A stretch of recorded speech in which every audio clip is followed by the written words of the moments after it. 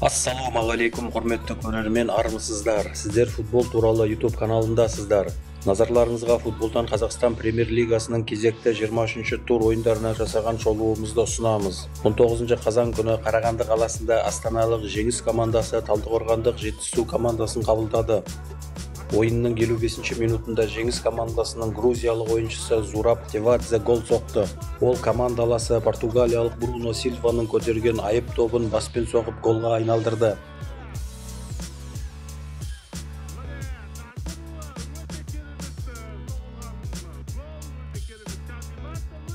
Жеңістің соққан осы голы матчтағы жеңіс голы болып, ойын 1-0 есебімен аяқталды. Алматыда орталық стадионда Қайрат түркістандық Тұранды қабылдап, оны 5-1 есебімен тасталқан етті. Матчтағы есепті 18-ші минутта Қайраттың грузиялық ойыншысы Георгий Заря ашты.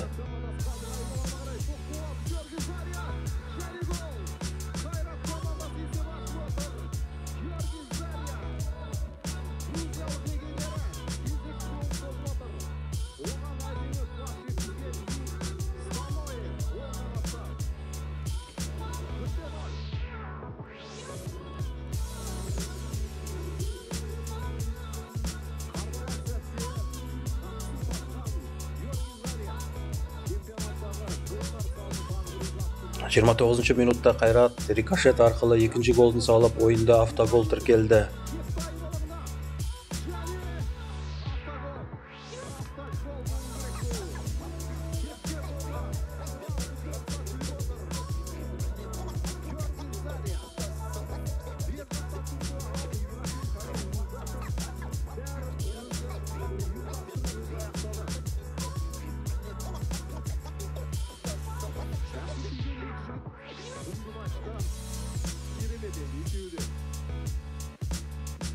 Отыз 34-ші минутта бразилиялық сұрмерген Жоао Пауло жойқын соққысымен командасының жауапсыз 3-ші голын салды.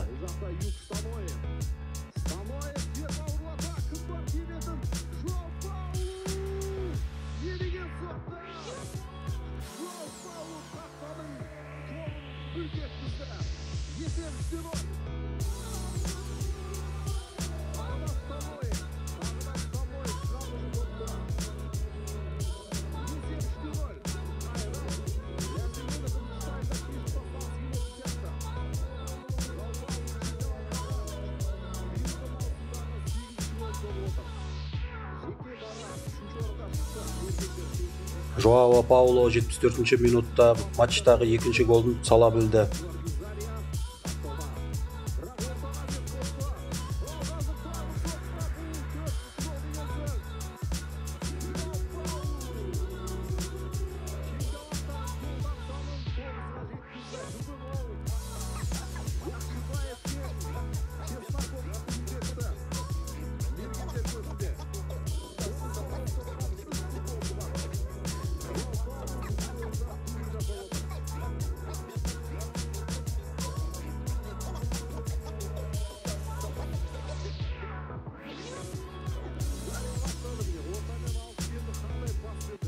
Тұран командасы 85-ші минутта жұбаныш голын салды. Оның авторы команда капитаны серб Никола Цуцкич.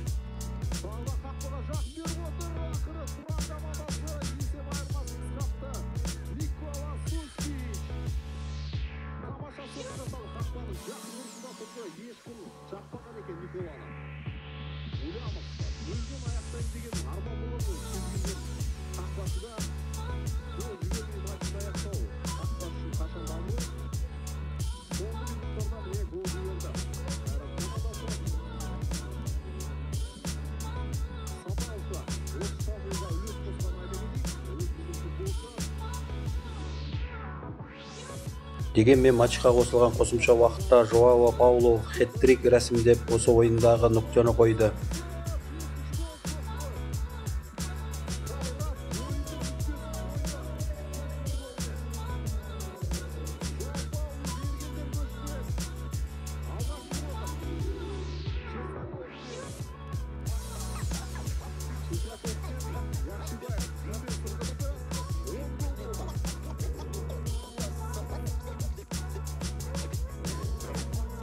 Қорытынды есеп 5-1 Қайраттың ірі жеңісі және ол чемпион атанатын мүмкіндігін әлі сақтауда.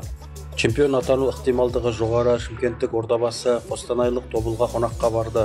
Шымкенттік команда жанкүйерлерінің өкінішіне қарай бұл матчта Тобыл 1-0 есебімен жеңіске жетті. 38 минутта Еркін Тапалов матчтағы жалғыз голдың авторы атанды.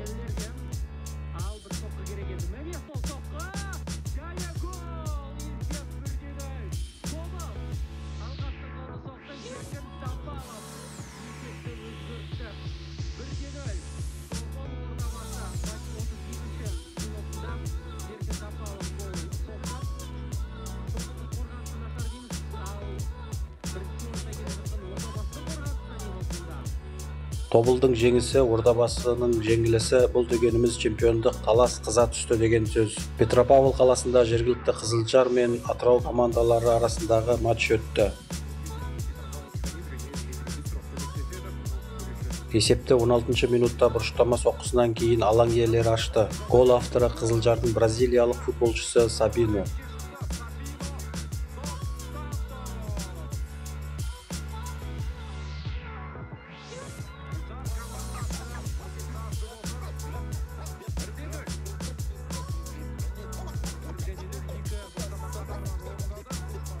Ал 30 минутта Атыраудың украиналық футболшысы Александр Нойок алыстан әдемі гол салып есепті теңестірді.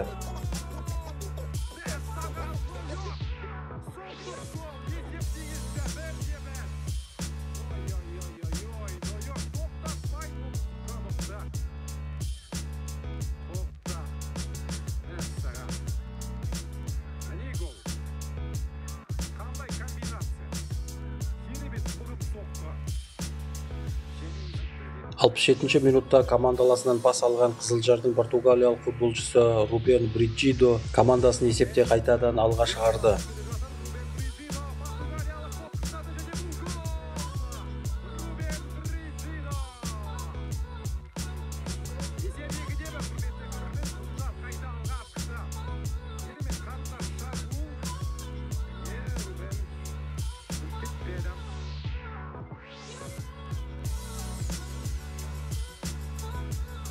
жетпіс 79 минутта Беларусь Евгений Березкин Қызылжардың 3-ші голын салды.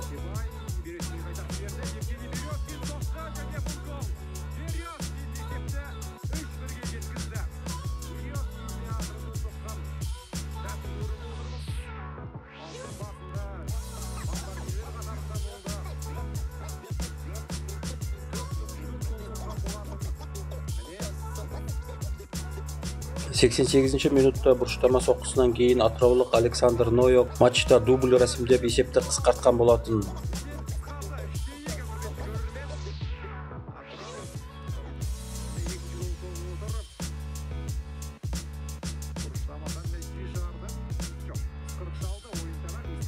Үште 2 есебі матчтың қорытынды есебі болып Қызылжар жеңіске жетті.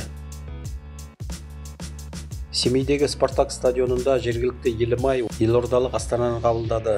Астана есепті ойынның 33 минутында ашты. Макс Эбонгтан пас алып гол салған Астананың гвинеялық шабуылшысы Усман Камара.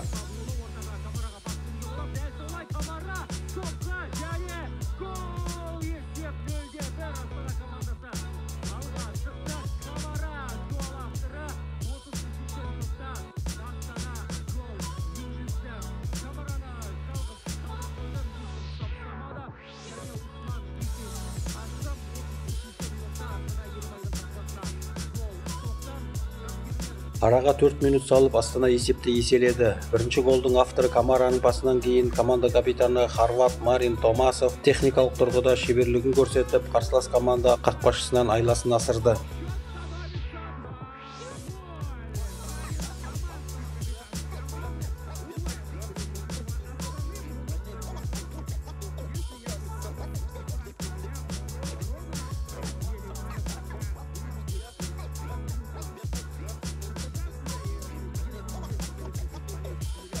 Сексен 2 минутта Марин Томасовтың көтерген добын қарсылас қақпасында тулатқан Рамазан Каримов матчтың нүктесін қойды.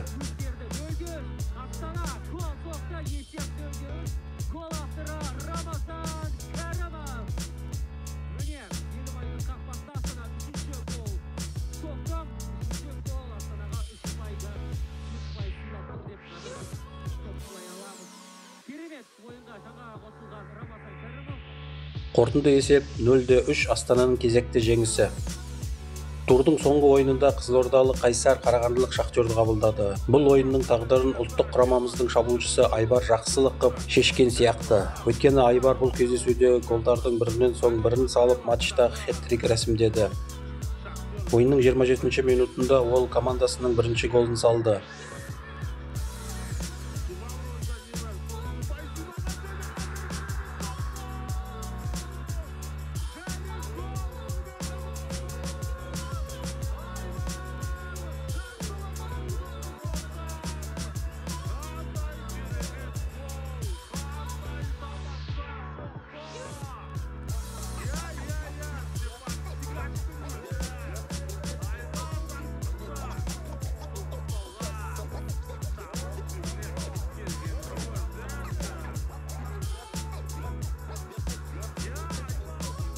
Отыз үшінші минутта Айбар қақпашымен 1-1 шығып, екінші голын салады.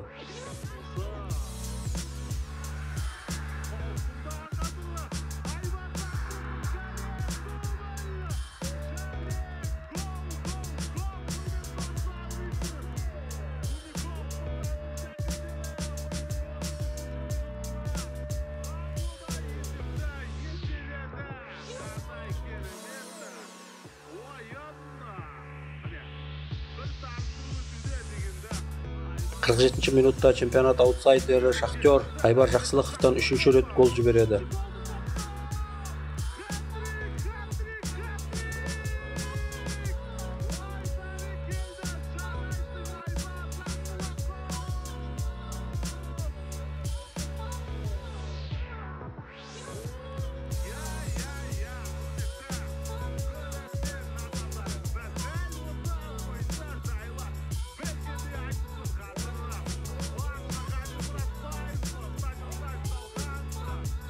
Осыдан кейін гол салуға Қайсардың басқа ойыншылары да кіріседі. 54-ші минутта Қайсардың белорус футболшысы Руслан Юденков гол салып көзге түседі.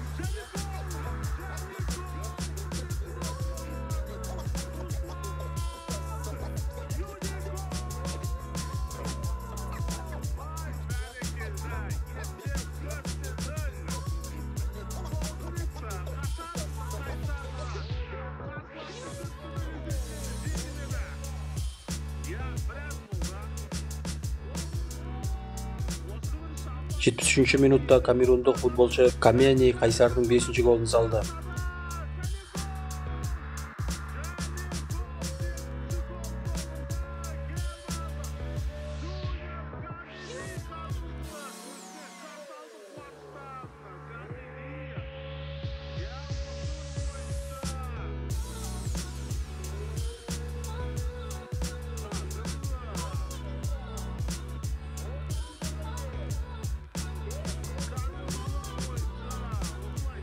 Шахтер ойынның 85-ші минутында 1 гол сала білді. Жұбаныш голының авторы жас қазақстандық футболшы Аңсар Алтынхан.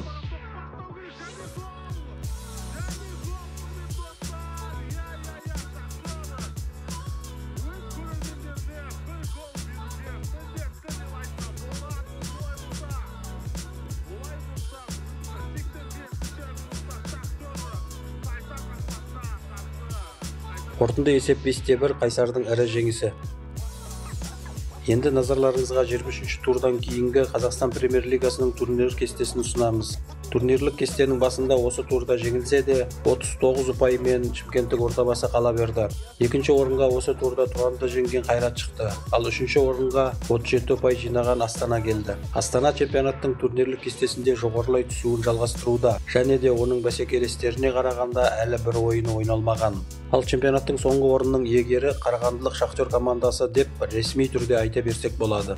Сұрмергендер тізімінде Қайрат командасының бразилиялық шабуылшысы Жоао Пауло суырылып алға шықты. Ол осы турда хет-трик рәсімдеген болатын.